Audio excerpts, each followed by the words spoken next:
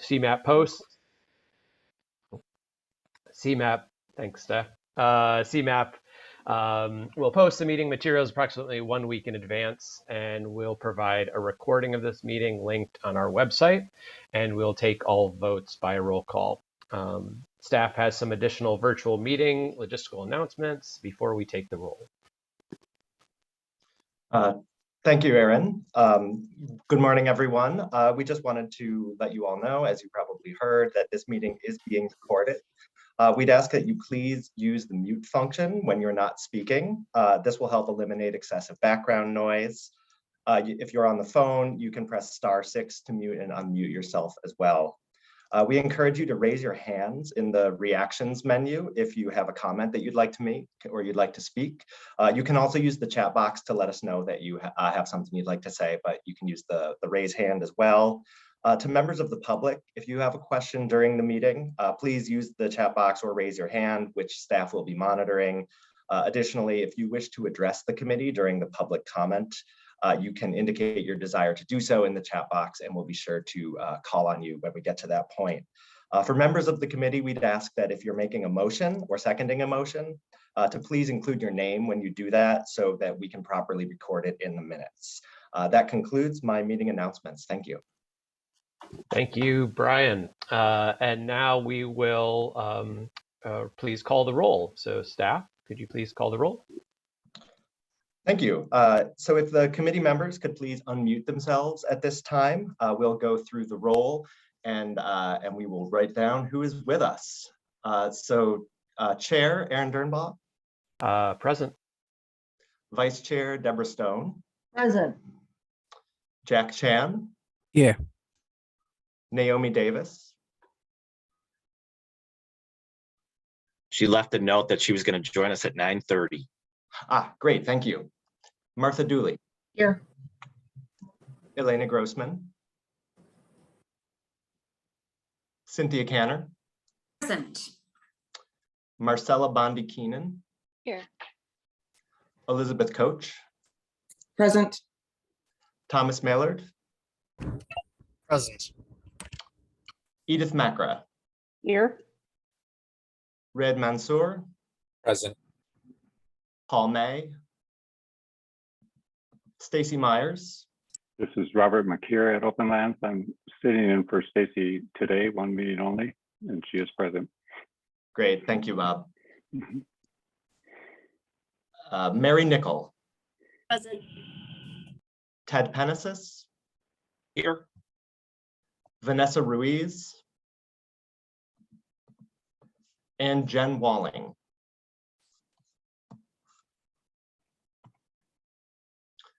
All right, thank you, everyone. We do have a quorum, so we thank you for joining us today, and we are ready to move on to the next item. Thank you. Thanks again, Brian, and welcome, everyone. Next item is any agenda changes or announcements. Have there been any changes to the agenda that was distributed? No changes, thanks. Thank you. We'll move on to the next item, which is some announcements by the Cmap Executive Director, Erin Elleman. She has a few words for the committee. Welcome, Erin.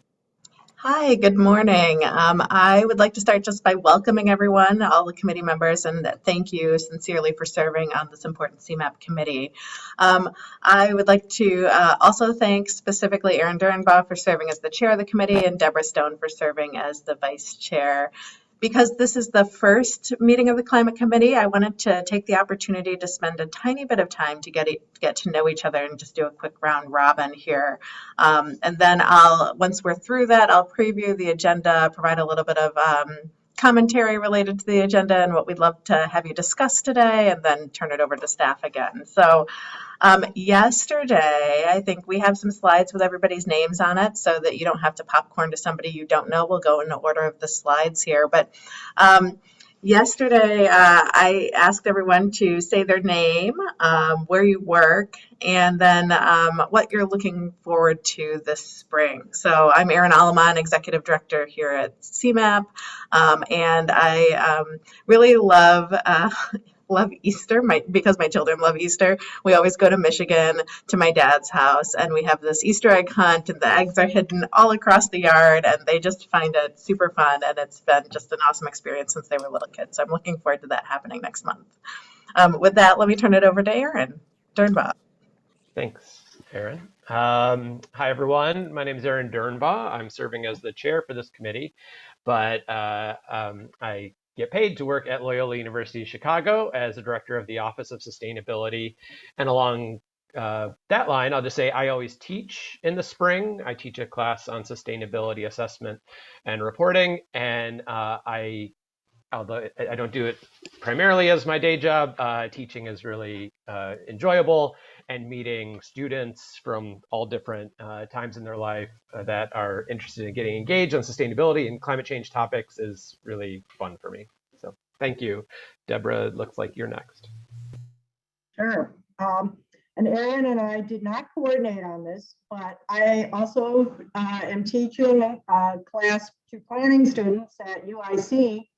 I'm teaching the Introduction to Environmental Planning and Policy to students who are thinking of going into the environmental track, and it's a blast. And I am looking forward to those students' final papers and to a new cohort of planners who are environmentally oriented. All right, I guess I'm next. This is Jack Chan. I'm associate engineer at the Metropolitan Water Reclamation District. Kind of going on the teaching theme here. I taught for a couple of years. I think it was 6-7 years ago at Valparaiso University in the Department of Civil Engineering. So for spring, I'm looking forward to do some gardening and at home, and also going camping trips with my kids. So, all right, next, Naomi Davis. And I think Naomi's not on just yet, so we'll go to Martha. Hi, everyone. Nice to see people again. So for spring, I'm looking forward to gardening in my yard. We built a new house a couple years ago, so, you know, fast and furious on that, all with native landscaping. And then also looking forward to beginning the process for a fleet transition plan here at the village. I'm the landscape and sustainability planner for the village of Schaumburg. Thank you. And Elena, you're next. Hi, everyone. I missed the beginning of the directions, and I do apologize. I am getting over a cold, but I think it sounds like we're saying what we're looking forward to in spring. Yeah, name, organization, and what you're looking forward to in the spring. Okay, thank you. Elena Grossman, I'm with the UIC School of Public Health for about 10 years. I was leading the Building Resilience Against Climate Effects, and I'm working on creating a curriculum for climate change, sustainability, and health concentration within the Division of Environmental and Occupational Health Sciences. And what I'm looking forward to spring is, one, probably not having as many colds, and two, getting outside more where it's warm and enjoying all the budding flowers and trees. Thanks. I think we have another slide too. Great. Cynthia, you're next. I'm Cynthia Canner. I live in the village of Algonquin. I've been here for almost 22 years. I'm a transplant from the East Coast. And I'm executive director of the Environmental Defenders of McHenry County. I also sit on the board of directors of a food co-op that we're building in our county. Very excited about that. And I am looking forward to a lot of things. Going back to New Jersey this summer to Lake Apatcong to see my dad and have some fun in the water. But this weekend, I'm looking forward to Mom's Weekend down at U of I, Urbana-Champaign with my older son, Dylan, who is apparently in charge of everything at his fraternity for Mom's Weekend. So I'm probably going to be put to work, but I'm also going to figure out, I'm a Duke graduate, so I have to figure out how to also watch the game when I'm at Illinois. Not sure how that's going to work out, but I'm excited. And I'm just excited to see things start to pop up out of the ground. I'm also a native gardener. Thanks. Marcella is next. Yes, hi everyone. Nice to see a lot of familiar faces and names. I'm Marcella Bondi-Keenan. I'm currently working for the Village of Oak Park as Sustainability Coordinator, overseeing their climate action and resiliency and sustainability plan right now. Things I'm looking forward to in spring. I'm hoping to join a new climbing gym that opened up one neighborhood over. So, and then once it gets warm enough, doing some kayaking.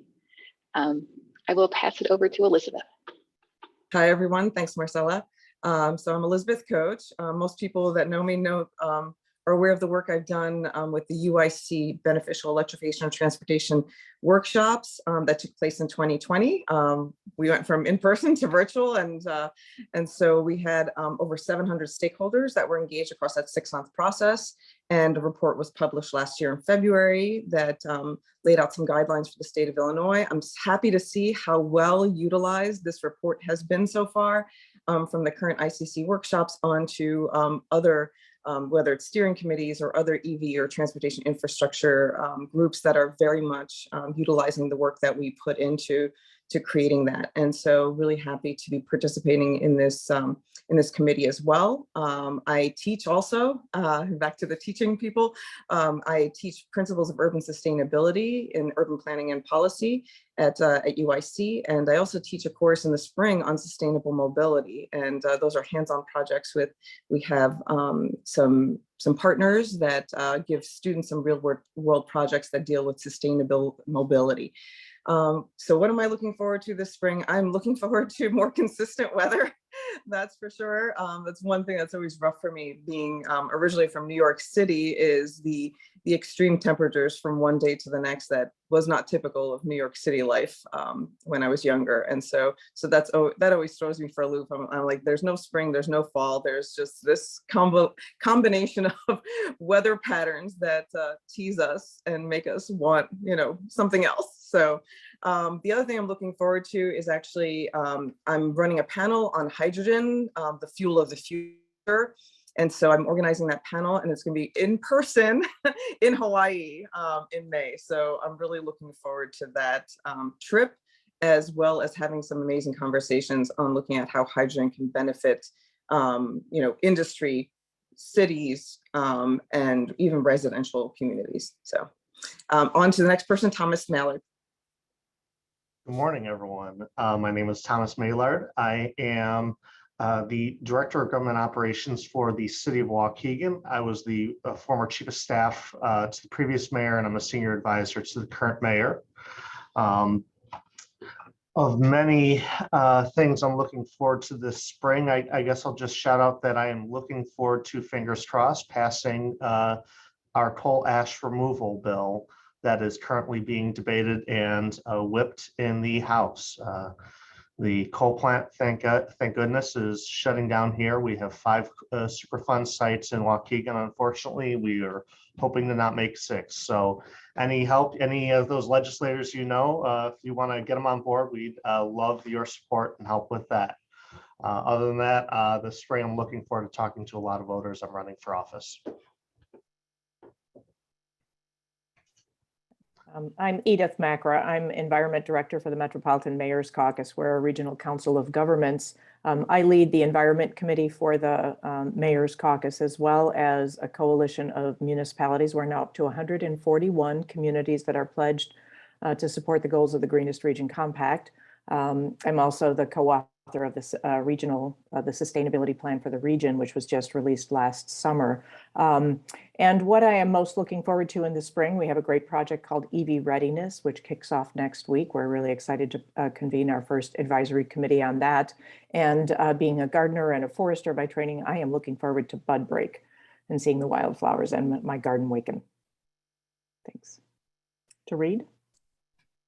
Hi, I'm Rad Mansour. Thank you for the invitation and opportunity to serve. I'm Director of Innovation, mainly in environment at the Chicago Department of Public Health, and the lead for the Mayor's Office initiatives in tree equity, extreme heat, climate, and air quality. what I'm looking forward to is climbing the lower 48's tallest mountain, Mount Whitney, in the Sierra Nevada mountains at Sequoia National Park in California.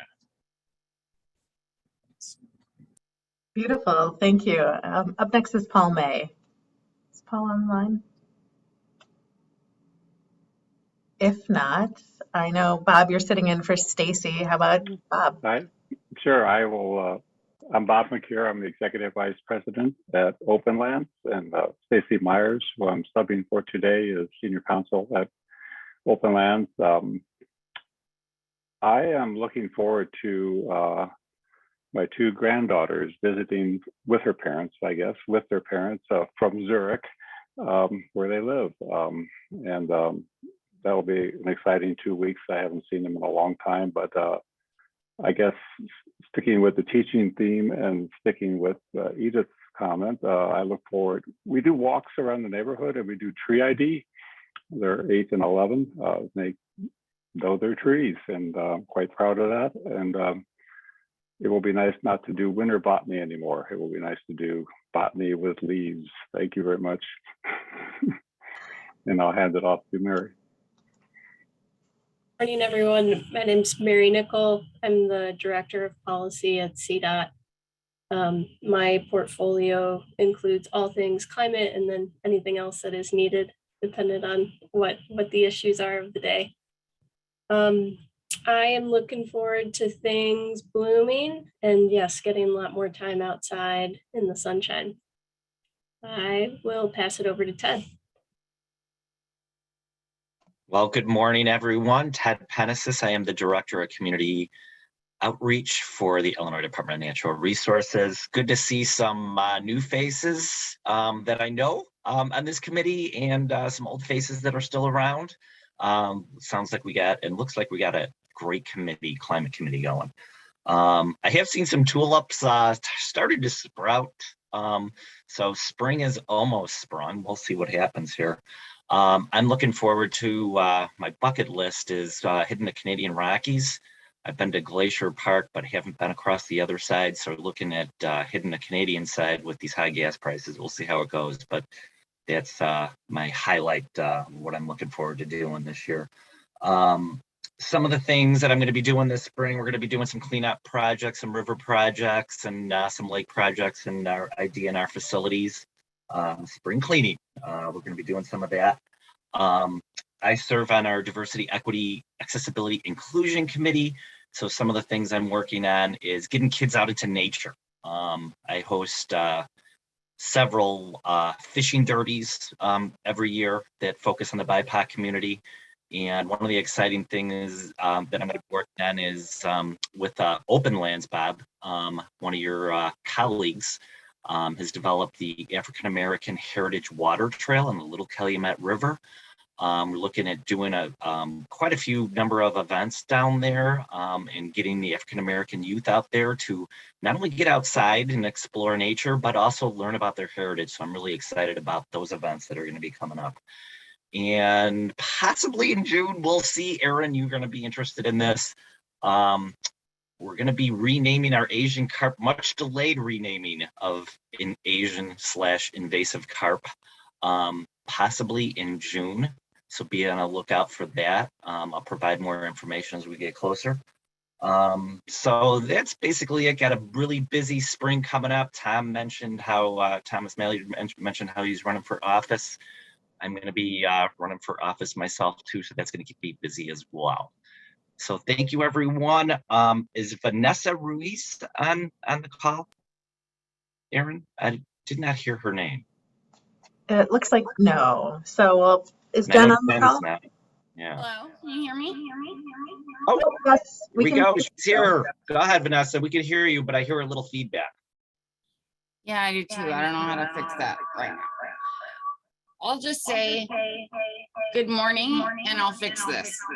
And if you want, Vanessa, maybe you could just type in the chat and folks can read it. We'll see if we can figure out. It looked like most other people were muted, so. Okay. Oh, you didn't sound echoey there. Try one more time. There No. we go. Sorry. And then Jen Walling is on, or no? No. Okay. Awesome. Well, I think just wanted to ask our committee liaisons also to weigh in here. So we've got Brian, Jamie, and Amy. So Brian, do you want to kick us off and introduce yourself and tell us what you're looking forward to this spring? Sure, thanks, Erin. So I know many of you from my role with the former Environment and Natural Resources Committee. So it's good to see so many of you again. For those of you who I'm meeting for the first time, it's great to have you on board the Climate Committee. I'm a senior planner in the Plan Implementation and Legislative Affairs Division here at Cmap. I work on a number of climate-related projects. Right now, I'm managing some of our research into vehicle electrification and EV charging infrastructure. I've also worked in the past on some local climate resilience strategies. As for me, for the spring, the thing I'm most looking forward to is my nieces and nephew are coming to visit Chicago for the first time in a couple weeks. So gonna take my uncle duties very seriously and show them around and hopefully have them fall in love with the city. Jamie? Hi, good morning, everyone. My name's Jamie Jackson. I'm a senior planner at Cmap in the local planning division. I would say I got my start on kind of environmental work when I was Recycle Girl #2 in my 2nd grade Earth Day play. And it's really kind of set me off.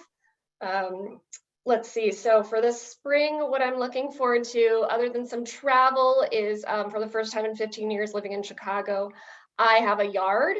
So it seems like we have some seasoned gardeners, and I would like to try to jump into the whole gardening thing. My indoor plants don't do so well, so hopefully I can do a little better with some outdoor plants. So it's great to meet you all, and I'm happy to be here. And Amy. Yes, hello, it's nice to meet everyone today. My name's Amy McEwen. I'm the Chief of Staff for Cmap. I look forward hopefully to meeting everyone soon in the coming year. I do love to garden, and I also love to hike all over the place with my dogs. So that's what I'm most looking forward to in spring. Awesome. Well, thanks. I know we have some other Cmap staff on the call, but I wanted to make sure that the ones that you will be working most closely with as committee members had the opportunity to hear from them as well. So thank you again. This committee, I think, is really important as we look to the future and what our role is as the regional planning agency, as the metropolitan planning organization for the region related to climate. And so for this meeting, we are focusing on some structural things here, but we will outline the strategic direction of our committee structure here, and specifically the Climate Committee realignment and the work plan for your committee here. And then the staff's going to lead the committee in a discussion of the approaches of the objectives of the climate focus area that we have. And we'll be using some if and then statements, really thinking about the types of work that we do. So if Cmap does this and we, do X, Y, and Z, can we help achieve our goals and objectives and measure that? And we're really looking for your expertise in understanding where there are opportunities for us to think about our work in new and meaningful ways, but also how we should be measuring some of our progress. Our 2050 plan looks out 30 years into the future, but we know that we need to be making incremental progress on our goals every year here. So we've been trying to think about that through a strategic framework to be able to accomplish our roles and responsibilities here. And one thing that came up yesterday that I thought might be helpful for everyone is just some grounding here, is where we're able to make change and providing you some context here. So the functions of Cmap really are transportation programming. So we help support and prioritize and program transportation funding programs for across the region.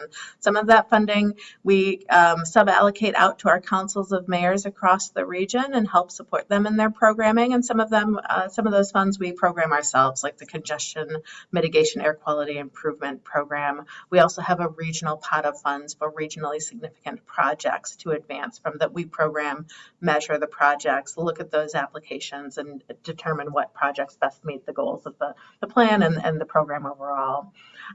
We also do a ton of research and innovation work. So we provide, research on relevant regional issues. We often are taking sort of that compiled data from all of our local municipalities and our counties and attempting to make some sense about the land use and transportation and the environment and the climate impacts that we have here.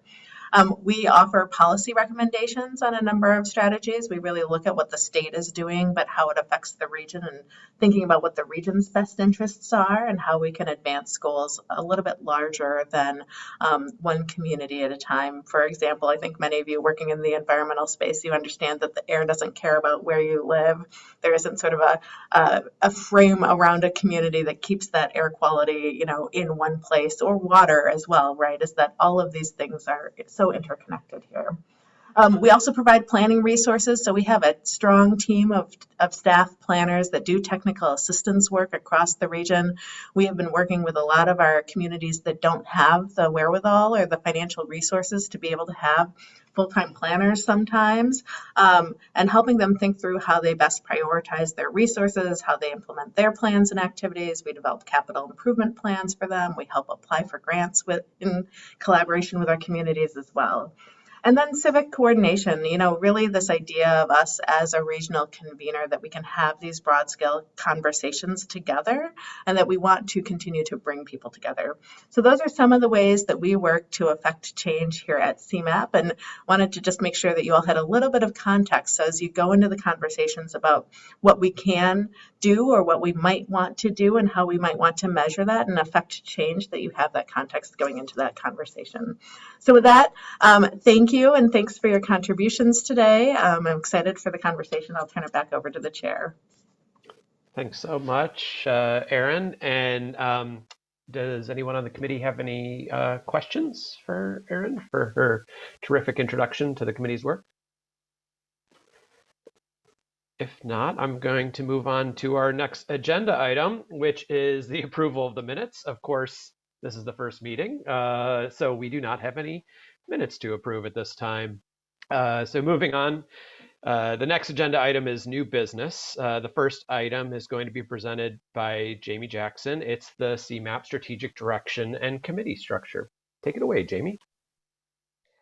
Hi, okay, so I'm going to first present to you some of the strategic direction about the committees and the restructuring, and that is actually going to be through a video, so stay tuned. Here we go.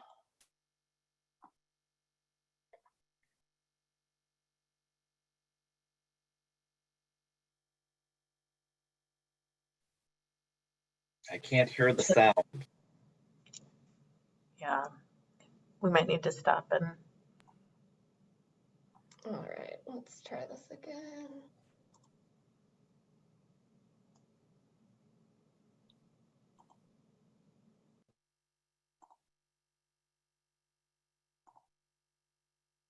Now, Brian, you and I had troubleshot this yesterday. Yeah, you may need to unshare your screen and then reshare it and check the sound box. Okay. Sorry, apologies for this. We thought we had this under control. Try this again. And so it was the video settings, right? Or screen share, here we go. Should be under the screen share, yeah. Okay, let's try this again.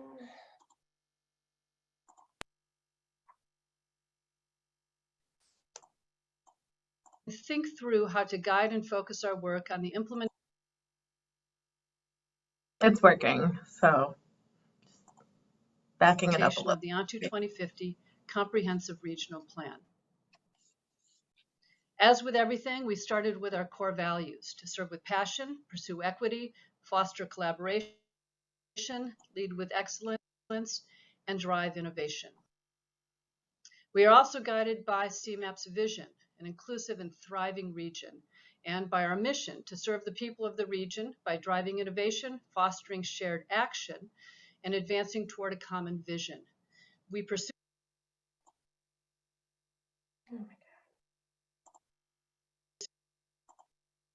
this mission mindful of future generations for whom we plan and who will become the next stewards of our regional assets.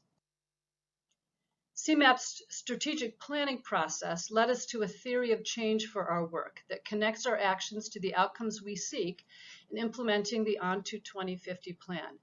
It sounds simple, but it's a way to reorient our efforts toward the impact of our work.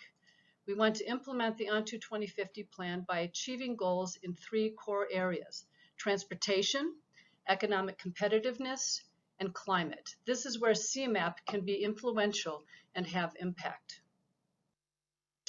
Here's our 5-year framework with the overarching vision, our mission, and goals in those 3 core areas. Again, transportation, regional economy, and climate. We want to clearly communicate what Cmap's lane is and how we make a difference there. While much of the agency's work will stay the same, with your guidance, we are seeking opportunities to have more impact. These goals and objectives connect to the agency's committees and the important work they do, and this is where you come in. In February, the Cmap board approved a committee structure that aligns our 3 focus areas with specific objectives. This committee is one of several formal standing committees of the Cmap board. These committees are public bodies subject to the Illinois Open Meetings Act and governed by bylaws. The agency will also convene working groups with stakeholders and experts for guidance directly tied to specific projects and initiatives in the agency's work plan. This battery of working groups will be structured to remove barriers that would otherwise prevent people from participating, such as logistics and distance, so that we can broaden and deepen Cmap's community engagement. Let's get to our objectives for the goals in each of those 3 focus areas. What are our objectives for a transportation system that works for everyone? It's strategic funding investments, a maintained and modern transportation system, and improved travel safety. Our Transportation Committee will continue to guide how we achieve those objectives for our transportation goal. If our goal for a regional economy is to build a robust and inclusive economy, then the objectives within Cmap's lane are inclusive growth and increasing access to economic opportunities. The work of the Regional Economy Committee will be tied directly to that goal and to those objectives. And we are purposeful to include in the committee's membership new voices and geographical and subject matter diversity. And to achieve our climate goal, Cmap's work will seek to reduce greenhouse gas emissions from transportation, to build a stronger network to handle flooding and extreme weather, and protect and sustainably manage our water resources. As with the Regional Economy Committee, our Climate Committee will focus on where this agency can leverage its resources to achieve those objectives. We will look to the committee members to guide the agency, represent those affected by climate challenges and solutions, and connect the regional dots on climate initiatives.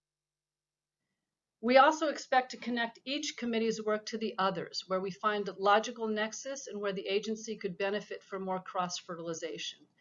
These improvements to our committee structure are designed to focus Cmap's work and create more opportunities to use the experience and insights of regional communities and stakeholders such as you. We need to hear from our constituencies and find meaningful ways to sustain their engagement and remove barriers to participating.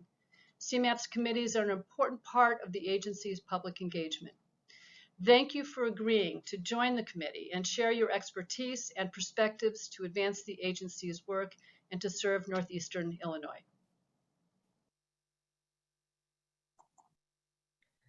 Okay. Again, apologies for the technical difficulties. Now that you've heard about Cmap's overall committee structure, let's talk about what role you as the Climate Committee will play in implementing the On to 2050 plan and the strategic direction.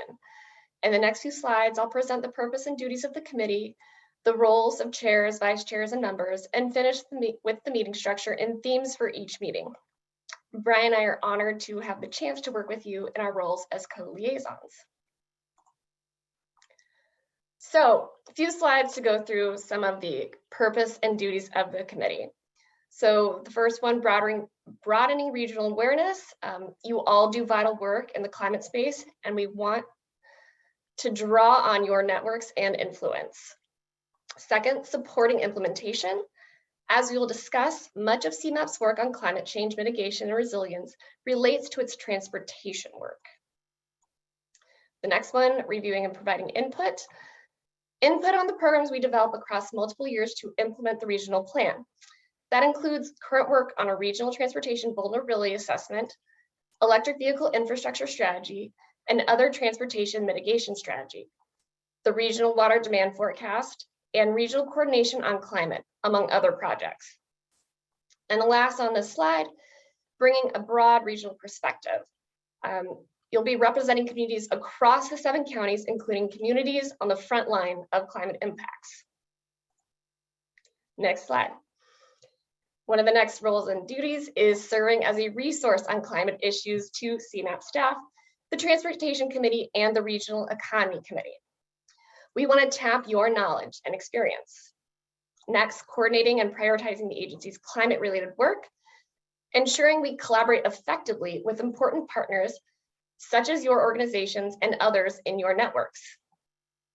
Lastly, on this slide, reviewing recommendations of the agency's climate-related advisory groups and advancing those recommendations. We want to be connecting with the work of other experts and partners on Cmap projects and programs. And a few more things. Assisting Cmap staff in evaluating and tracking performance measures. We want you to help hold us accountable. Aligning the work with Cmap's core values and keeping us mindful of our core values throughout our work. And finally, the annual report on its activities to the board in the second quarter of the calendar year is another one of the duties. Currently, there are 18 members that have been appointed to the Climate Committee, but we're aiming for a total of 20 to 25 regional members that represent a broad range of the region's geographic and demographic diversity. The vice chair and chair have been introduced, so thank you again, Chair Dernbaugh and Vice Chair Stone. They will be serving 1-year terms. We plan to meet once per quarter with the meeting dates aligning with the other Cmap committees. Meetings for 2022 will be held on May 24th, September 27th, and November 22nd. While we are currently meeting virtually following the expiration of the governor's disaster declaration, we will be required to meet in person to comply with the Open Meetings Act. There are certainly exceptions and hybrid meetings may be offered in some cases, but the general expectation is that future meetings without the disaster declaration in place will be held in person. Each of the meetings this year is broken down into themes based on our strategic direction, as you'll see noted. For those that served on the Environment and Natural Resource Committee, you'll notice that the meetings have moved slightly away from gathering specific feedback for project work to focus on a more strategic focus, at least for this first year.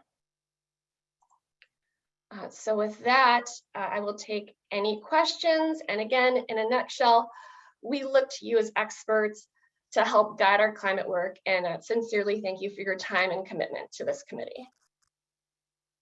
Thank you, Jamie. Thank you for that informative presentation. Any questions from any members of the committee?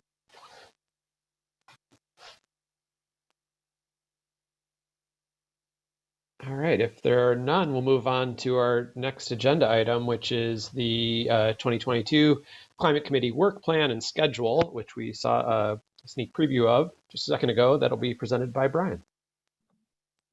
Thank you, Aaron. I won't belabor what you just heard from Jamie, but this is the agenda item where we will actually ask you to vote on the to approve the schedule for this year. So just to reiterate, that would be 4 meetings for calendar year 2022, including today, May 24th, September 27th, and November 22nd, along the lines of the themes that were outlined in the previous presentation. Thanks, Brian. So we're going to put this for a vote. I would need to get a motion and a second, and a reminder if you put forward the motion or the second, please mention your name so we can get that for the notes. Martha Dooley, I recommend to approve meeting dates of May 24th, September 27th, and November 22nd for this year. Ted Penesis, I second that. Thanks, Martha. Thanks, Ted. Are there any questions on the motion? And hearing none, staff could read the roll for the vote. Aaron Dernbaugh. I approve. Deb Stone, Aye. Jack Chan, Aye. Naomi Davis, Martha Dooley, Yes. Elena Grossman, Yes. Cynthia Canner, Aye. Marcella Keenan, Yes. Elizabeth Coach, Yes. Thomas Mallard, Aye. Edith Macra, Aye. Rod Mansour, Yes. Paul May, Bob McGuire, Yes. Mary Nickel, Yes. Ted Penesis, Yes. Vanessa Ruiz,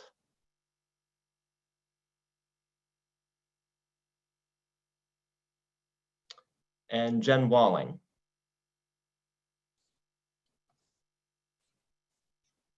Okay, the motion carries. Thank you, Brian. Look forward to the committee's work this year. And we'll move on to our next agenda item at this time, which is a discussion on the strategic direction approaches and measures. And that is going to be led by Ryan Elke. Thank you. Jamie can move on to the next slide, please. Good morning, everyone. My name is Ryan Elke. I'm a program management analyst here at Cmap. And today we're going to be having a discussion on the approaches that Cmap has identified to achieve its strategic goal for the climate focus area. Before we get started, we're just going to make sure that we're all on the same page about how we're going to approach this process.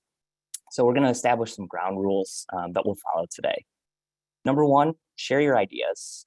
Be willing to offer up your thoughts. This is a time for collaboration and a chance to weigh in on how Cmap approaches its work.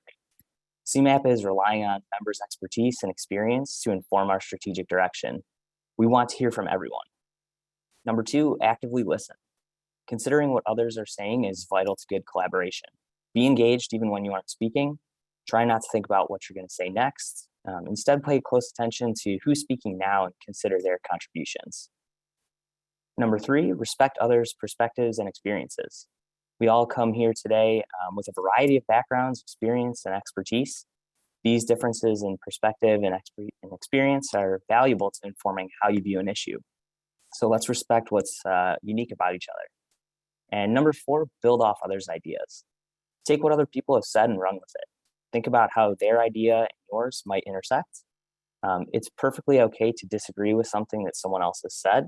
But if you do, make sure to do it constructively and offer an alternative. Today, the Cmap staff members' role is to guide the conversation, and your role as members is to discuss, to collaborate, and contribute your thoughts on Cmap's approaches to achieving strategic goals. Next slide, please. So here we have the goal for the climate focus area and the objectives that will contribute towards reaching it. Try to keep this goal in mind throughout the discussion. This is the ultimate change that we're hoping to see. The goal that we've identified for our climate focus area is a region that takes action to mitigate and adapt to the effects of climate change and preserves high quality water resources. The objectives that contribute to this goal are to reduce greenhouse gas emissions from transportation, build a stronger network to handle flooding and extreme weather, and protect and sustainably manage water resources. You as the committee will focus on where Cmap can leverage its resources to achieve these objectives. We'll look to you to guide the agency, represent those affected by climate challenges and solutions, and connect the regional dots on climate initiatives. Next slide.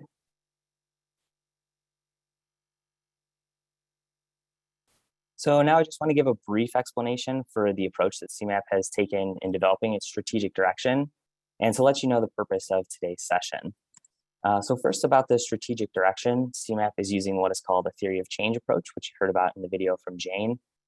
This approach explains how our actions are causally linked to the outcomes we create. It's a way of seeing cause and effect in our activities. Cmap has identified an overarching goal for each of the three focus areas of transportation, climate, and regional economy. Each goal has multiple objectives that contribute to its realization, which you saw on the previous slide. The goals and objectives are long-term outcomes that CMAP might not be directly responsible for, but we play a role in achieving it. The objectives are affected by outcomes, and this is the highest level that CMAP has direct ownership of. These are the changes that come from the result of our activities. Today's session is a chance for the committee to provide input on the approaches that we've created, to let us know if CMAP's approach is accurate and what sort of indicators we should be using to measure our performance. And next slide.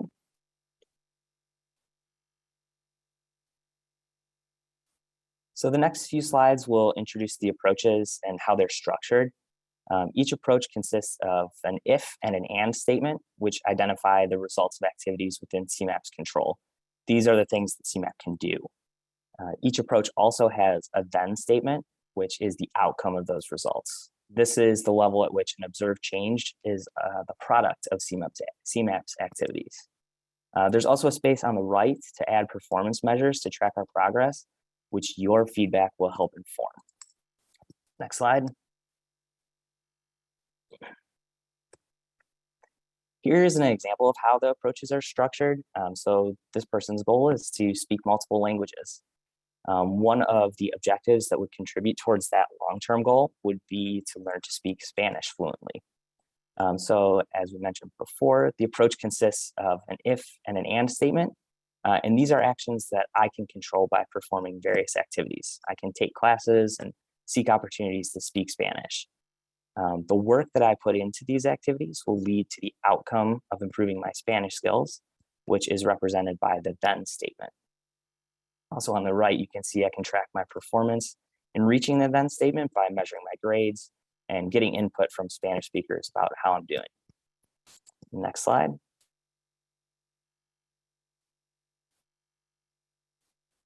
For each of the approaches, we'll read them out loud and then ask for your thoughts on them. The climate focus area has 7 approaches overall. Today, we're only going to discuss 2 of them. We have a way of collecting your feedback on all of the approaches, which I will mention in a little more detail after the discussion, but just want to let you know that today we're going to focus on 2 specific approaches. The discussion is going to be framed on the following questions for each of these approaches. Number 1, how well do the if and and statements explain how CMAP will achieve the then statement? Number 2, what do you suggest to make the statement clearer? And number 3, what performance measures should CMAP be tracking to validate progress towards achieving the then statement? With that, are there any questions before we get started?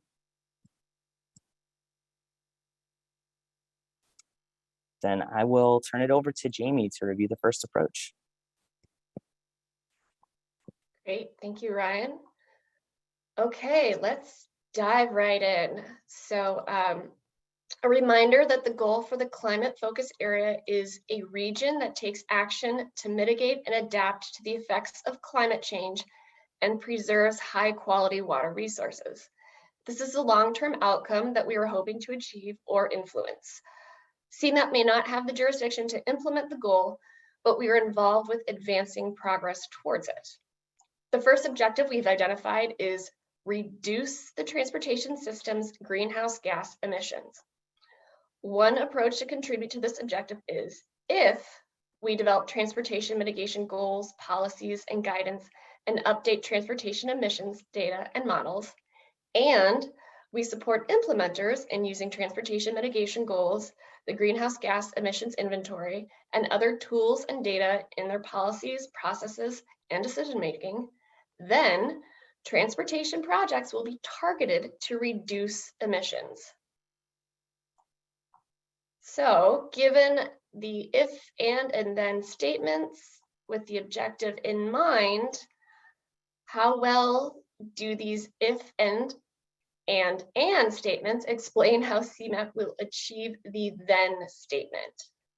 And I will open it up to the floor. So when you talk about transportation, I think it's helpful if we know what's included in transportation. Is it individual vehicles? Is it just mass transportation? Is it trucks? What is it? That's a great question, and I think it can be all encompassing. We don't want to, put a limit on it at this point. And who's included in implementers?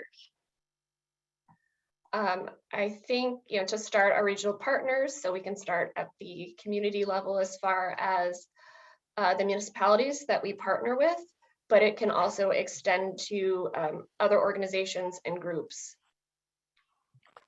It looks like Bob has his hand up. Go ahead, Bob. Thanks. I think this question was should have come before Jamie started, but I couldn't find the thing to put my hand up. Some of my experience with theory of change modeling is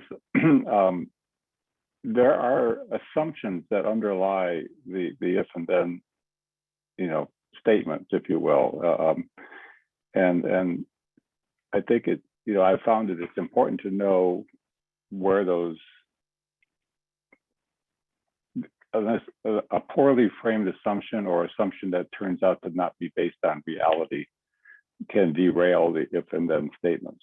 And so I just wonder if, for consideration, that we may want to have a line under the then that sort of says, this is what we assume to be true about building this out. And if it turns out to not be true, then we may want to pursue at some point a different path. So anyway, thought I'd share that. Yes, definitely something that we need to review as well as we go through this theory of change. Mary? Sorry. Oh, go ahead, Erin. Yep. If you wouldn't mind, I was just going to respond to sort of Bob's comments here. One of the goals for us as a team to embark on a strategic plan that looks only 5 years in advance is that when we developed the 2050 plan, we have lots of different indicators that we think would support the goals and objectives that we put forth in the 2050 plan. But obviously the horizon for those are 30-year goals.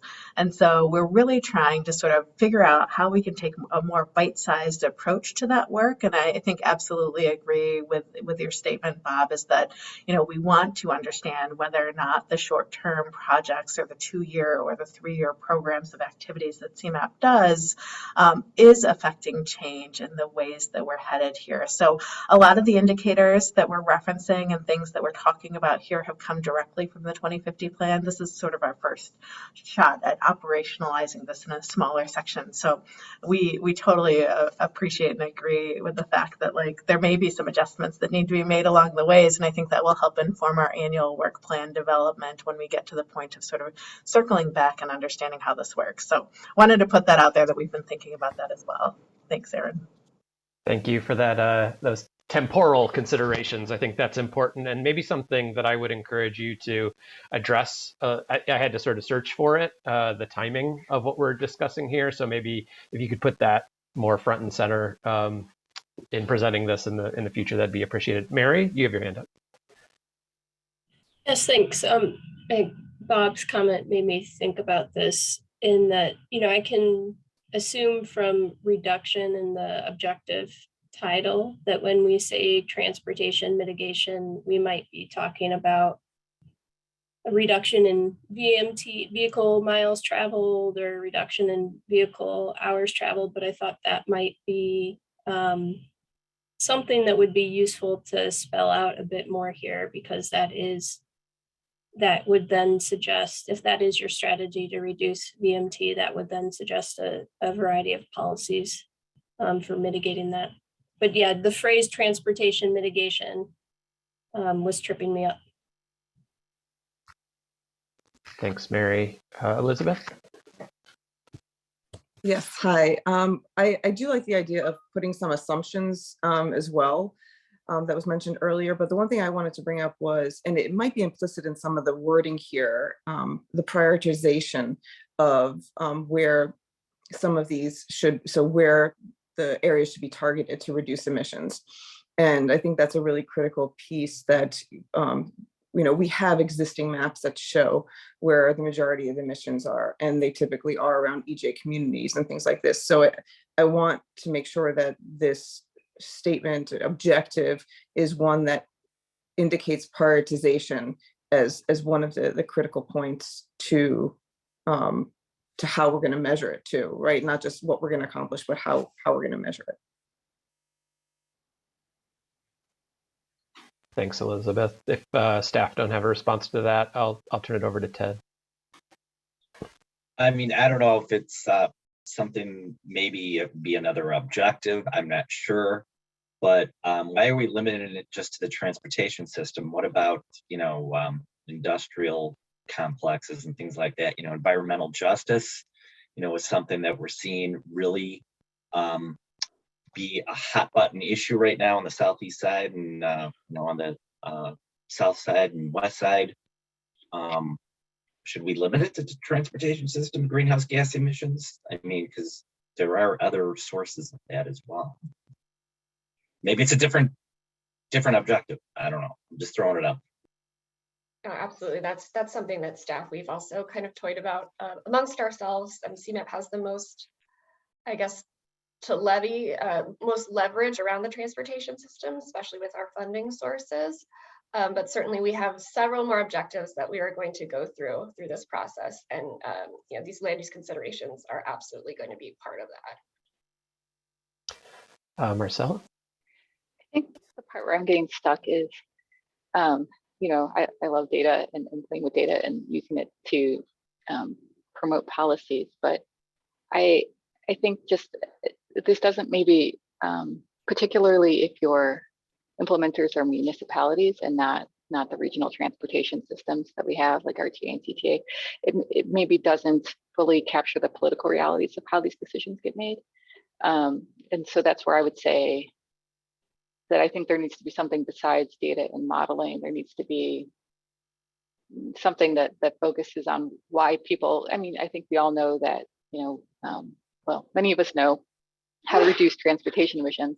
It's more about the political will to do so. So how does Cmap help to move the needle on that part of it? Thanks, Marcel. Go ahead, Bob.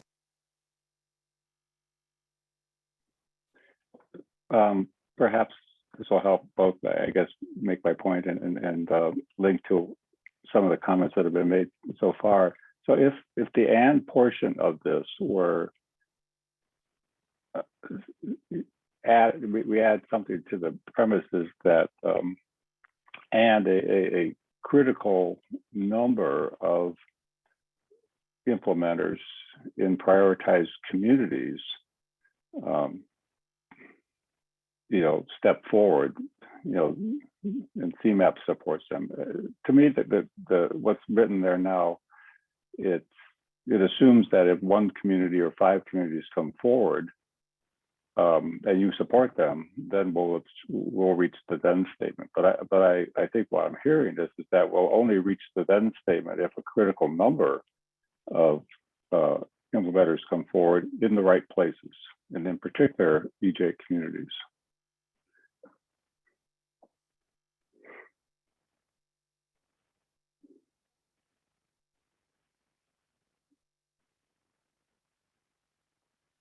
Go ahead, Cynthia. I was kind of looking at this as just the beginning of conversation. So obviously there's a lot, and our next meeting is focusing on this in particular, correct? So I think as just a start, these are very general, statements, and then we're going to be really digging in. Like, for example, my organization is an implementer, could be considered one. We're a nonprofit organization that advocates for best management to take care of the environment. So we have a transportation action team, and we've got some projects going on surrounding clean energy. So I think that as an introduction, this makes a lot of sense. And I just think that we're going to be digging into it and filling in a lot of the, really building it and talking more about who the players are and how this gets connected.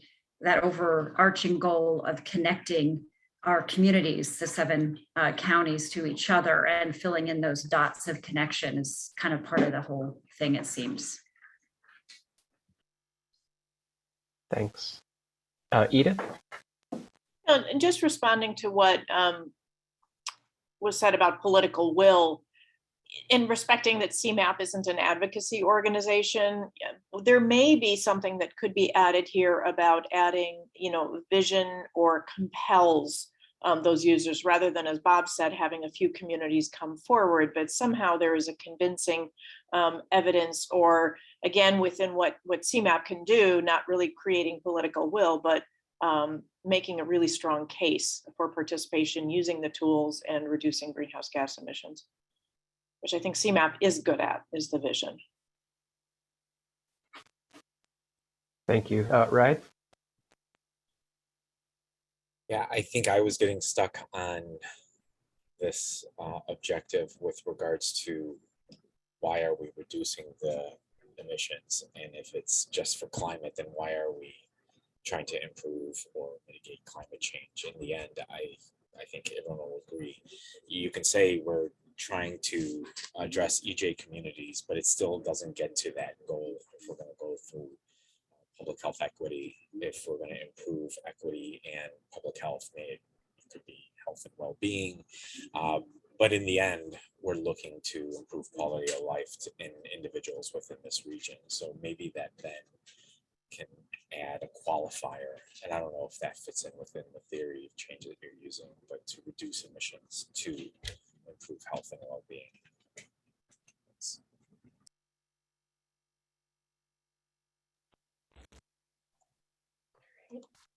Any other thoughts with regard to the if, and, or then statements?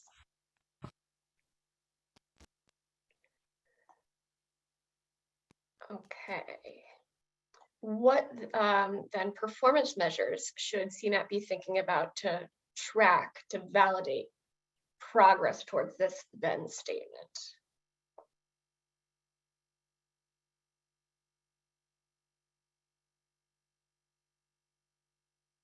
Or maybe that's too far ahead right now. We're still kind of in the general sense. Looks like there's a couple hands up. Cynthia, was that your hand up from before? Was it? Yeah, I thought so. Yeah, that was my hand up from before. Sorry. That's okay. Deb? I'm wondering if it might be helpful to go through some of the other objectives maybe, and then come back to data. I think there might be some commonality. I think I'm having some of the same reactions that others do.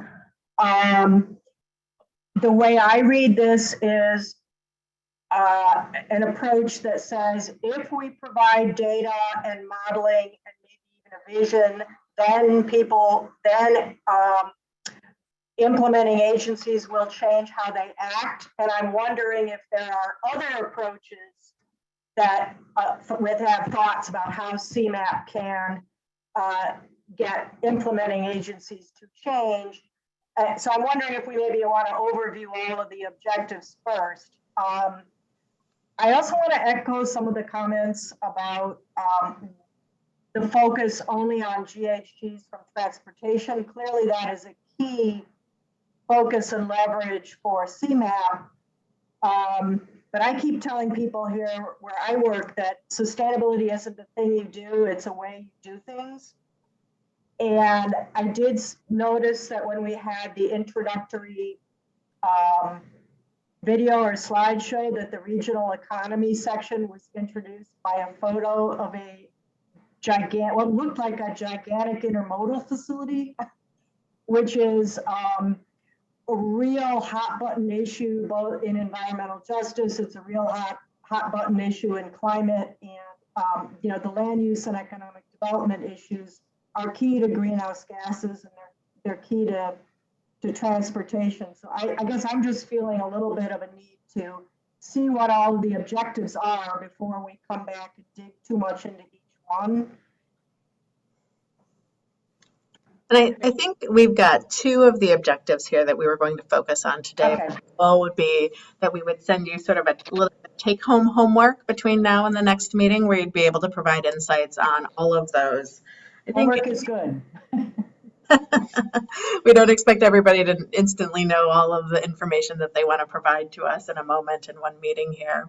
But I will share too that one of the things that we do want to focus on is like what is CMAP's best role in advocating and in advancing and educating. And we do look at greenhouse gases because of the transportation system requirements that we have through DOT. And so again, it's one of the tools that we have and that we could adjust or that we could be thinking future forward about, and what might we need to measure next in a different way. So just in response to some of the comments that I've heard from the team. So Deb, we're not going to get to everything today, but maybe we don't have to necessarily get to the measures right now either. I recognize that perhaps a broader conversation might be more appropriate for this point in time. Thanks, Erin. And the other thing I'd note that helped me when I was looking through the items before the meeting is that this is,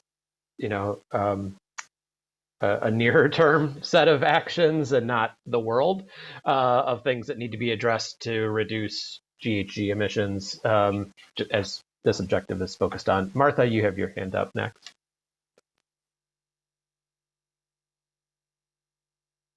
Yeah, I didn't think I'd get called on so fast. So I'm not sure if I'm headed in the right direction. I love the if, and then questions, because I think they're really general and it helps to bring about ideas. So I like that. But so for measurements, I have some ideas, and let me know if you think I'm on track with this. So in a local community, in order to continue to get buy-in from our boards and elected officials and so on, it's really helpful to be able to report on progress on a local level rather than reporting on progress on a regional level, because it helps bring it down to what we're doing that's better. And then we have some great positive sound bites to send out to the community. And so when I look at this, I think what would be really helpful is if on a community level, we could have greenhouse gas emissions data so that we could actually determine the metric we're going to measure our improvement by, and then be able to publish that improvement. So I think that would be really great. I think another way to measure this might be to track the number of communities that adopt policies and codes that will help to reduce greenhouse gas emissions, if there's a way to implement programs like that on a local level. And then someone mentioned a little bit earlier, reductions in vehicle miles traveled. I think in part of the Cmap community snapshot, isn't that a metric in there? And that's, if you guys are updating that anyway, it's a way for community to go about reporting their progress. So those are just some ideas I have, and I hope that's on the right track. Thanks, Martha. Edith, you're up next, and then Elena after. Sure, and I didn't want us to leave this slide and not sort of pick some easy metrics, and that's just reduce vehicle miles traveled and reduce greenhouse gas emissions. So those are the two metrics that the CAP for the region has those two objectives. But I'm sure that was obvious to this group.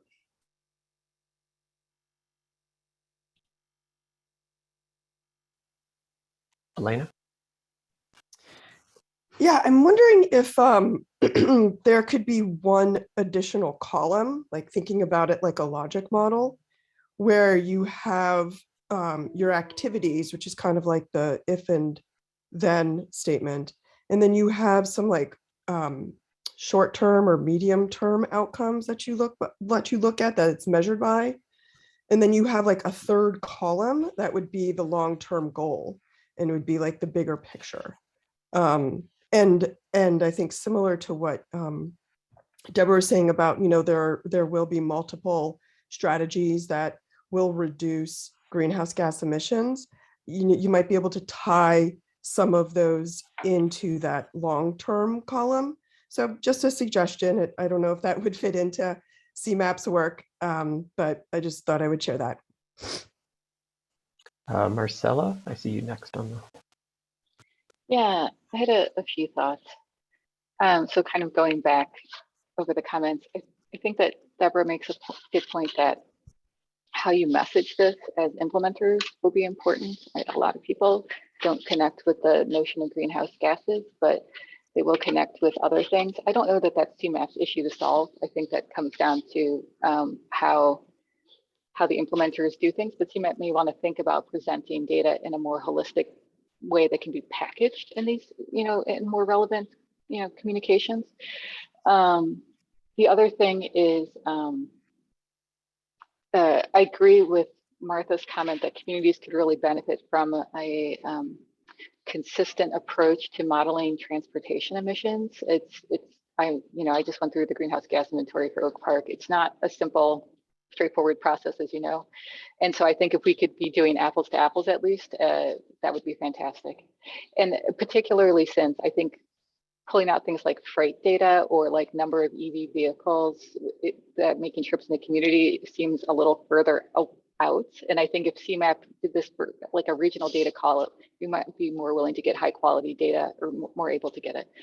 And then my last thought is that I'm not sure, what is included in the if, because it's a pretty big bucket of stuff.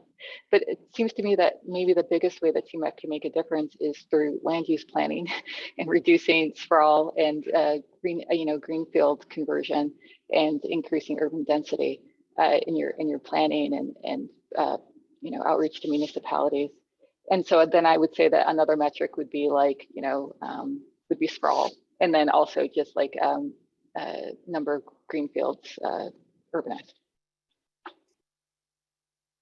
Thanks, Marcella. Jack? Yeah, I want to echo on what Martha earlier said about measuring data at a local and municipal level.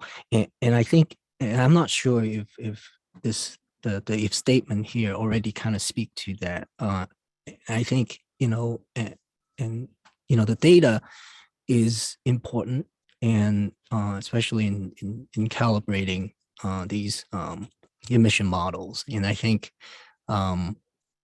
if can look at kind of the strategy or kind of to provide guidance on how monitoring can be achieved in the region.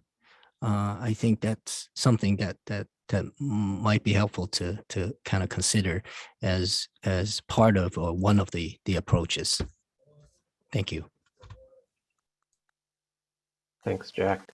Martha, go ahead. Yeah, adding to that, maybe would it be possible when we look at our measurements, what the measurements are perhaps for a local community, what's a measurement for a mass transit organization, because we have different levels of measurement, right? I'm looking and hearing about a lot of communities now that are entertaining and likely going to follow up with fleet transition plans. So how many communities actually created a plan, and maybe this could be part of local technical assistance, but how many are creating a fleet transition plan, and how many are taking advantage of the funding that's going to be coming available from the federal and state infrastructure programs and things like that, because that's how we look locally. That's where we make our change. Thanks, Martha. Thank you all so much for that. I've been typing away frantically. Any final thoughts or questions on this approach? Jamie, I just had one consideration on the measures. I know we're not some folks have put some out and we're not trying to finalize that today, but I do think it's helpful to think about, different metrics are good for different purposes. Some are sort of leading metrics or leading indicators. They show you you're doing the right things, the things that you will get your expected outcomes. And then some are the lagging ones. They show you that indeed you're having the kind of impact that you intend to have. And so I think it's okay to track leading indicators or to have those metrics as we engage this many people, we made this many resources available, et cetera, this many people came to the website, those kinds of leading things. And then there's the lagging ones like, and the greenhouse gases reduced, or and the plan was approved, this many were approved across the region, or whatever it might be. So just thinking about how you categorize metrics in these different objectives and recognize them for what they are, not the be all end all at all times. Thanks. Yeah, Cynthia, we had one last comment on something. Yeah, sorry. I just wanted to say I really like Martha, your comments there, because it would be great to know where are we at, what's our baseline right now, and also schools. Our school districts can be part of that, because some of them, like Huntley School District, is going to electrification of their school buses. So it'd be great and really important to know where are we starting from when that data is collected regionally. And different stakeholders.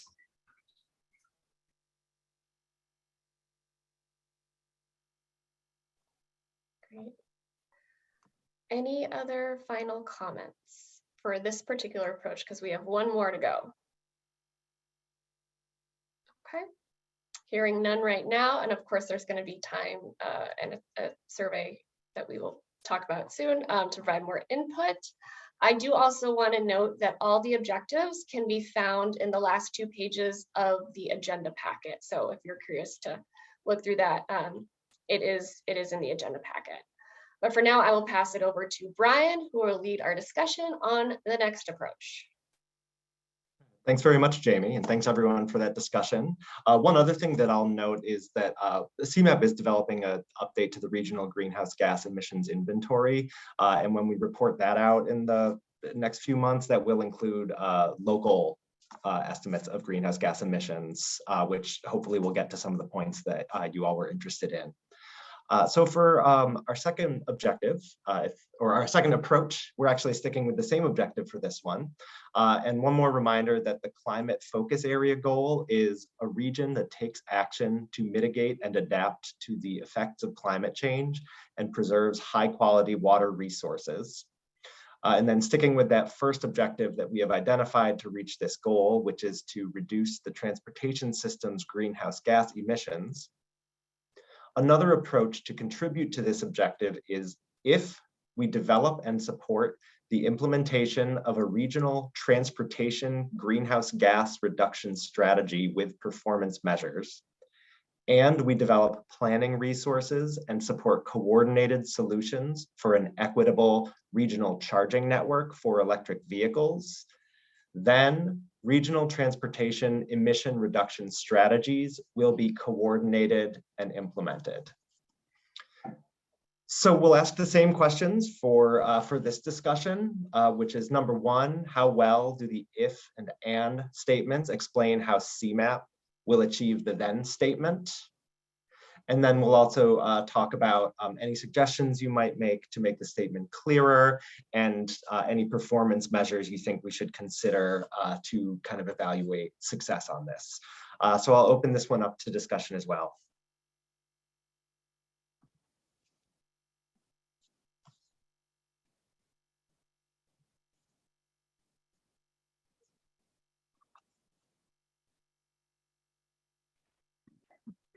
It's Bob. I will jump in. I think this probably will apply to all, but just some thoughts about theory of change as I've had experience with them, and the if and then part of it. I shared earlier that I think that one of the things we may want to consider including are what assumptions are these based on. My experience has been that we develop clarity around what is the problem we're trying to solve. And that's a trickier question to answer than it seems on the surface, because I suspect that not all of us would be able to necessarily even agree on what the problem is we're trying to solve. And I just put out there whether or not that would be useful, perhaps on the larger goals or the climate focus area goal at large. Maybe we develop something like that there. It doesn't have to be as explicit as I just said it, what's the problem we're trying to solve, but clarity around that. It feels a little bit like I'm jumping in the middle of something without fully understanding where we want to start. And to a comment earlier, where do we want to get to by 2050? this feels like the middle, and it's okay, but we may want to think about defining the beginning and the end a little better. And my second point would be also what I feel is missing is who are the audiences that we need to engage to be successful at implementing, if you will, these various objectives. So who are the audiences at large? And we should all probably maybe agree on the types of audiences and maybe specifically the audiences that should be engaged. Thanks. So, thanks, Bob. So it sounds like if I could take an attempt at summarizing your second point, maybe in the second one here, where we're talking about coordinated solutions in the and statement, you're looking for us to identify more clearly kind of coordinated among whom, coordinated among which implementers and partners. Is that right? Yes, and I think that's true. And the more specific we can be, I think it would be helpful. And it may, so yes, as specific as we can be, I think would be helpful. Because measures can come out of that. And to your first point, maybe making some more explicit connections to the sort of longer term goals, as Elena was saying in the previous discussion, on to 2050, sure.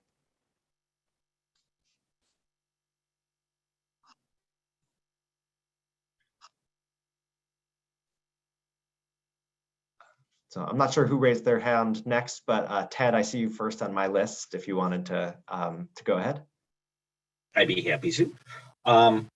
Again, looking at the bigger picture here, I don't know if this is another objective or if we could expand the and on this, but we're talking about specifically creating solutions for an equitable regional charging network for electric vehicles. Do we want to expand that and encourage the use of electric vehicles? Getting to Bob's point about our audience, local municipalities, governmental entities, encouraging them to purchase electric vehicles. Is that part of this solution, or again, looking at the bigger picture, is this another objective that we want to look at? And, the audiences, yeah, what are our audiences? Local elected officials, obviously.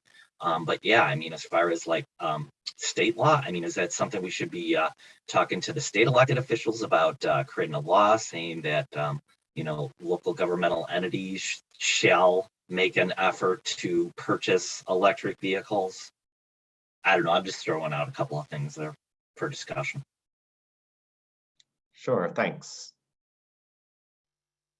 And then Mary, I had you next on the stack here. Great. Yeah, an area that I was curious about was how you are defining equitable. I know and depending on the part of the region you're in, that might be defined differently. I know in the city, there's a very clear difference in where the private market has been investing in public charging than other areas of the city. And so that's one of the ways we're thinking about it. So I don't know, how this document is going to be structured, but at some point in there, I would suggest to more clearly define what we mean by equitable. Yeah, that's a great point. And I know within the electric vehicle research that we've been doing this year, that's been a big topic of discussion. And we know that there are a lot of different definitions out there. And we've also heard the importance of defining what your equity goals are and what you mean by equity as you launch a program like that. So we'll definitely take that to heart. And yeah, that defining some of these terms, it's always sort of a push and pull between what gets defined at the outset and what gets defined as part of the process. But we'll certainly be mindful of that. Thanks. Edith, you had your hand up as well. Yeah, and thanks. I actually appreciate having a little more time to look at the if and then flow. So I'm not as much seeing the flow from the if and to the then, but the part I like about this best is the and. I'm really excited to see the focus on coordinated solutions for an equitable EV charging network. I think that's critically important. And maybe the problem with this model is the then, because if there's a focus on EV charging infrastructure network, then is the outcome the coordination of regional emissions reduction strategies, or is it more specifically that beneficial electrification is enabled? I see what you're saying. So you're sort of looking at this as a potentially narrower approach. Right, which I think would be fine. I'm like I said, the part that I don't want to lose is the and, because I think that's, you know, from where I'm sitting, that's really, really an important role for Cmap. But then the then might be over-promising what actually happens from that.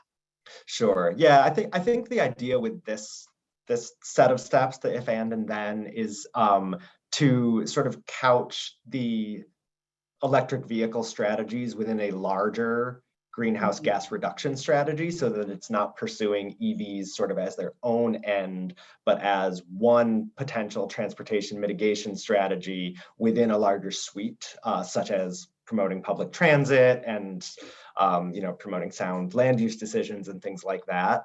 But I do think that we're kind of you know, kind of consolidating those different smaller goals into these larger strategies is part of the challenge of the process. So I take your point for sure. Martha. Okay, so I love this objective because I'm looking at an overall EV deployment kind of planning scenario for Schaumburg. And so what I'm always trying to do is align our planning processes with the regional planning processes. So I'm super excited to see this one in particular, selfishly. But what I wanted to talk about a little bit is we may be reducing the transportation greenhouse gas emissions, but the electrification of all of this, what does that do to really the overall emissions at the energy producing facilities? And should that be a part of how we're measuring this?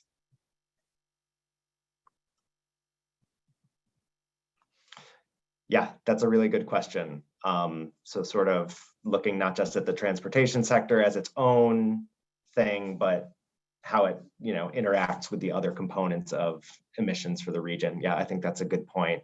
You know, again, the transportation system is something that we feel like Cmap has such a close relationship to, but certainly if, and maybe this is, would you say that that's something that you would advocate considering in the performance measurement question rather than an if and then? The reason I think about it is because you have the word equitable in there. So if you're saving transportation emissions in somewhere like Schaumburg, where, you know, it's a pretty well-to-do suburb, but the actual emissions where the plant is located are actually getting worse, and they're in a community that is underserved, then who are you benefiting? And is it really equitable? Yeah, that's a very good point. Thank you.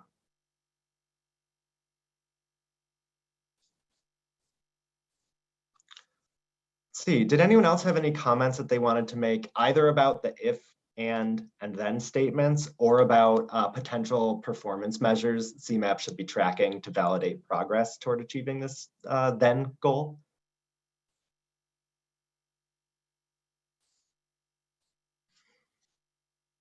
I might ask some of the folks who've spoken up about the need to define equity, or to anyone in the group, if you have any thoughts on sort of how we should be thinking about equity in terms of the regional transportation emissions, and how what factors we might want to be tracking and measuring. Elizabeth, I see your hand up. Yes, and I put it up as you were putting out your new question. The one thing I think, because I've noticed in the discussion for both of these objectives, is that we keep going back to it goes beyond transportation, which we know it does, right? And there's clarification that Cmap is really, you know, is poised to work in the transportation space. There will be funding in this space. So I think when I go back to that climate focused area goal, because I'm looking at the document on this other computer here, it's interesting because you say the region takes action to mitigate and adapt to the effects of climate change and preserve high quality water resources.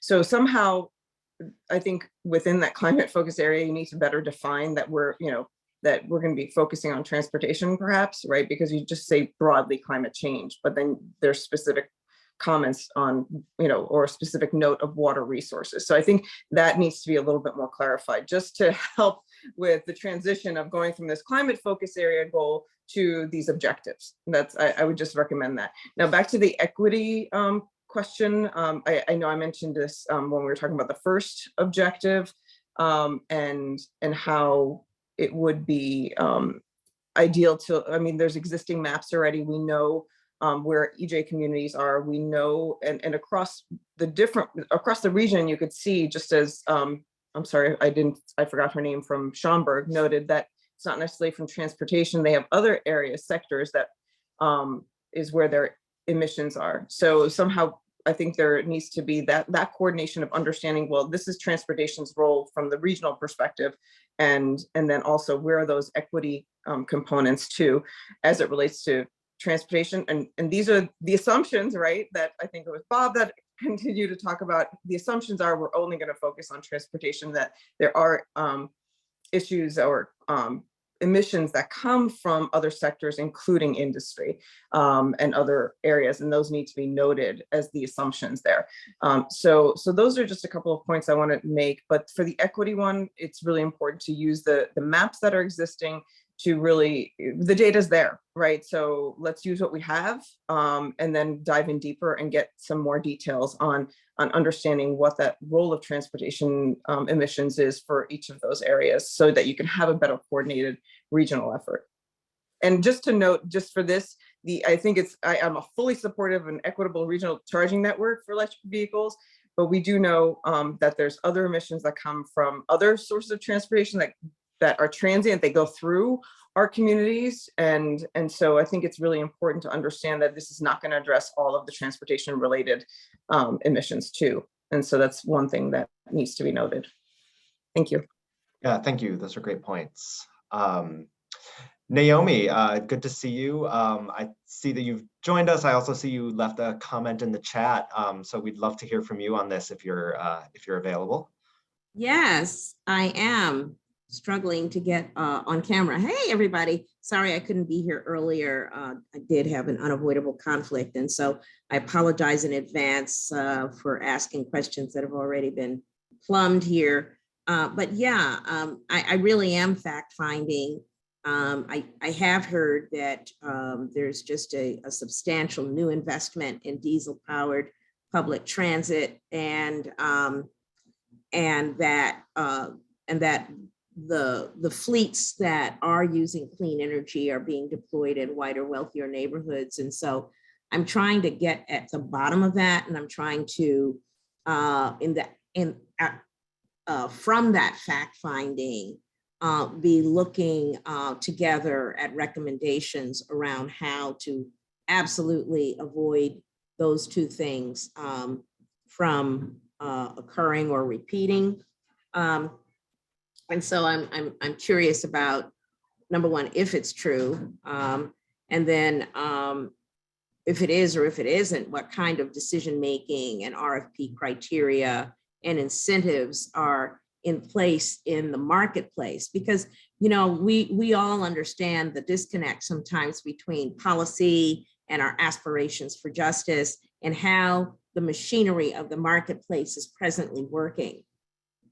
So I'm asking, and of course I'll say more maybe today or maybe at another time about equity and what we know to be equity lip service versus equity, actually,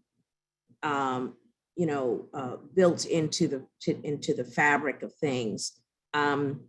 We have, environmental justice communities. I think Elizabeth has been pointing to places and spaces where the impacts, or it was Martha, Martha and Elizabeth are addressing the impact areas. We know that Black and Brown communities contribute the least to the climate crisis, or resource least and last. And I don't think there's any such thing as equity that does not prioritize, that everyone says the data is out there. It's clear, Chicago Department of Public Health and all departments of public health, they've declared racism a public health hazard, the whole 9 yards. There's nothing for us to understand more than now what do we do? And if investment dollars don't go into Black and Brown communities for mitigation and adaptation as a priority, like where does the money go first? And if we don't stop at the structural level of planning and development, keep accelerating these the logistics firms, compounding in Black and Brown neighborhoods, you know, the planned urban developments that build these warehouses and all of that delivery infrastructure concentrated where Black and Brown people live. If we don't have a different way of equitably siting or ecologically siting these polluters, then we're, you know, what are we doing? That's like a compound statement and question. I don't know where that leaves us, but that's where I'll jump in. Yeah, thank you, Naomi. Well, I'll start by just maybe making one connection to the and statement here, which I think you've highlighted the importance of going maybe beyond just planning resources and also looking at how things like procurement processes affect implementation and make sure that however equitable those plans might be, that they're being implemented in an equitable way as well. So I think that's an important point to highlight. As to your specific question, a few people put some answers in the chat, Marcella, Aaron, and Mary, and I will just speak them into the records of this meeting and invite them to add more if they'd like. But Marcella and Mary both noted that the CTA has 6 buses, or has buses running on the number 66 Chicago route. And if anyone else, and then Aaron also included a link to a Cta Bus Electrification Roadmap. Did anyone else want to respond? I don't know specifics about the CTA's deployment of their electric buses, but if anyone wanted to respond to that, I'd invite you to. And that would be something we would want to track because equity doesn't just happen. Yeah, that's a great point.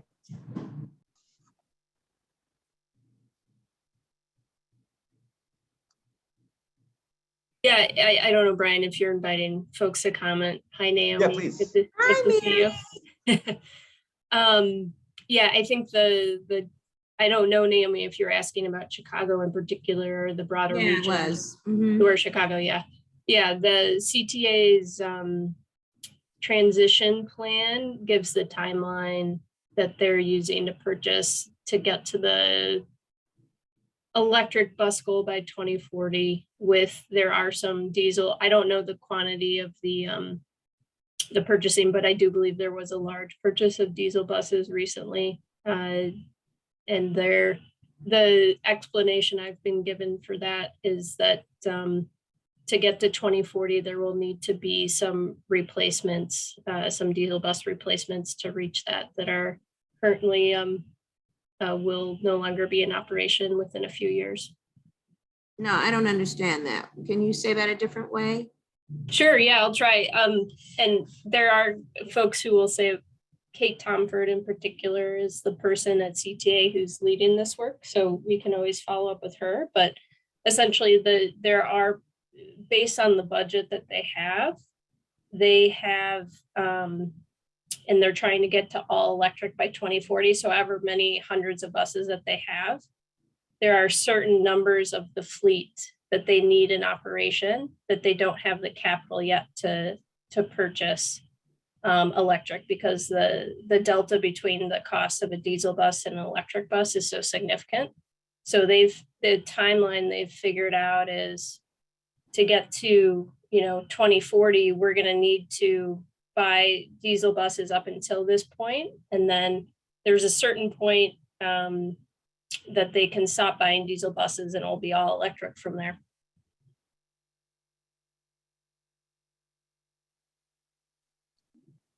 Thank you for that, Mary. I kind of understand it, but so a solution would then be that we would be aggressively seeking financing for the gap for that, what you call delta between diesel and electric bus costs. We need to be doing that now. Yeah, and I don't want to get too far out over my skis because I haven't looked at it as closely as CTA has, but that's where my brain goes too. And I know that the infrastructure law just opened up a lot of funding for electric bus purchases. I don't know how much, that's an interesting question. I don't know how much CTA thought about the upcoming, infrastructure law funds in their modeling. But that's a good question for them.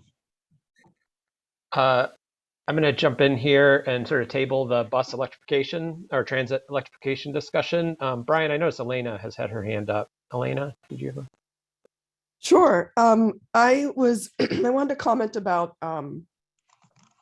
measuring equity, and I just wanted to share that there are a number of existing equity, like climate and equity indices. And so I don't think that we need to reinvent the wheel, and we can look at a lot of these existing indices that are really great. NAACP has one. Theirs is more related to adaptation, but I think that there's still a lot to learn from. And then other cities have created their own. So I think that there are a lot of existing resources that we can tap into to include in our measurements.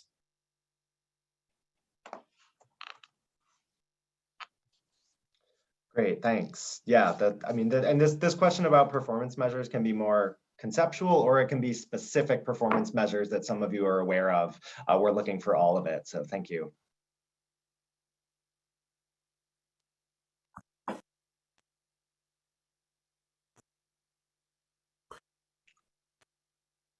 Bob, it looks like you have your hand up. Well, I guess I wanted to share my reaction. And wondering if Cmap actually is in a position, or others are in a position, to help with these measures. The differential in the cost of a diesel bus versus an electric bus is part of the cost. But the cost, the health costs of continuing to buy diesel versus electric, when added into that equation, perhaps makes them competitive. And I think that we need measures that calculate the total cost of our actions, not just the purchase price on the showroom floor.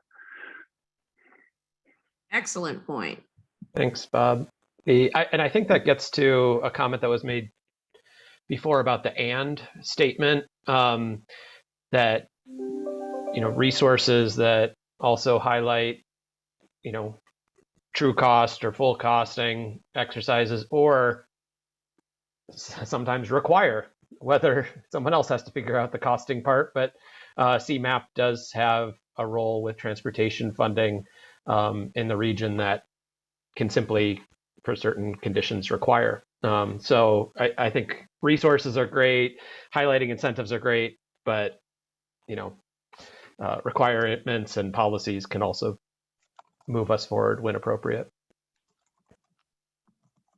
Ted, did you have a comment? Yeah, just real quickly, I mentioned who is our audience for this? Well, the one thing that I didn't mention is our federally elected officials too, especially when we're talking about equitable. And actually, we're talking about equitable regional charging network for electric vehicles, but we're actually talking about purchasing of electric vehicles in a lot of this discussion today. And if we're going to be equitable for those charging stations, the cost to buy, for example, local governments and then also private citizens, it's out of their price range right now. So, that's good. We're just one organization here, but to really make that impact, maybe we, do like a pilot effort or something to lower that cost, where there's incentives for people to buy electric vehicles, and private citizens too. This is all part of it. I understand. I don't want to get, someone mentioned getting over their skis. I don't want us to get over our skis either. But, this is all part of the solution that we have to be looking at. Thanks, Ted. So we are coming up near the end of our time. So I think I'm going to take one more comment on this agenda item. Cynthia, it looks like you have your hand up, and then we'll sort of move to to wrap up the meeting, if that's okay with everyone and with you, Brian and Jamie. Cynthia? Yeah, just real quickly, I'm wondering for both approaches, if the equitable, that the importance of elevating that as purpose needs to be in the if, and can be reiterated in the and, but it's really about how are we connecting all of our communities, and not just reducing emissions in some, but bringing connectivity and access to all of our communities, because that's really the only way forward for us as a region to improve the lives of everyone. Thanks, Cynthia. Brian, any last comments on this agenda item before? No, I just wanted to thank everyone. We do have a couple of kind of wrap up points that Ryan was going to share, and that's about some of the other objectives that we're seeking feedback on. So I'd like to turn it back over to Ryan to review those next steps. Thanks, Brian. I'll be pretty quick about this. I just want to say thank you to everyone for the discussion and the effort that was put in today. Gave us a lot to think about. So following the meeting, we're going to be sending all the committee members a link via email to provide feedback on all of the approaches for the climate focus area. So the feedback form will have all of those approaches, which are also in the meeting packet that I think Jamie mentioned. So you have all of those that you can review. And we'll have the same questions on the feedback form that we focus the discussion around today. So we're just asking you again to weigh in on how well the approach lays out a course of action for Cmap, how we can clarify it, and how we can measure it. So we're just asking you to let this discussion kick around in your head a little bit, give it some time, think about it a little bit more, and then revisit it in a few days and fill out the feedback form, and make sure to include any new thoughts that pop up or anything else you think we should take into consideration. And then once we've received your feedback, we'll review what you submitted, and we'll try to incorporate that into the next steps of our strategic direction. And we'll also bring your comments to the next committee meeting for further discussion as well. So we're definitely going to approach it with you again. And we're just asking that you submit the form by April 13th, which should give you plenty of time to review our discussion today, think about the approaches and see all of them together, and fill out the form. And that, I believe, is it. So be on the lookout for that in your email. And thanks again. Thanks, Ryan and Brian and Jamie, for leading that conversation. I can tell we're going to have a lot to discuss over the course of this year on all of these topics.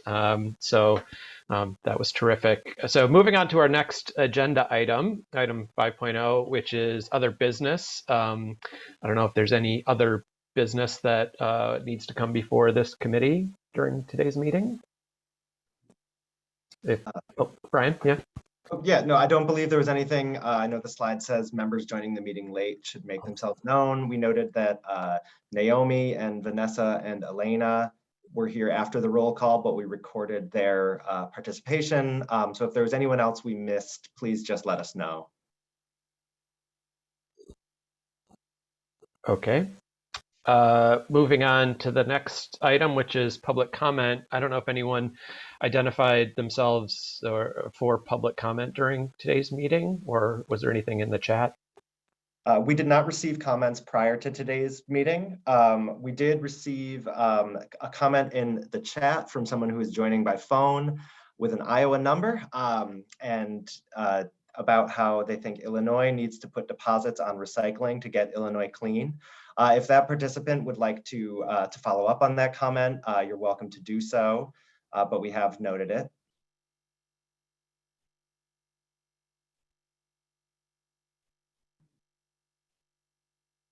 So that was the only comment we had received ahead of time.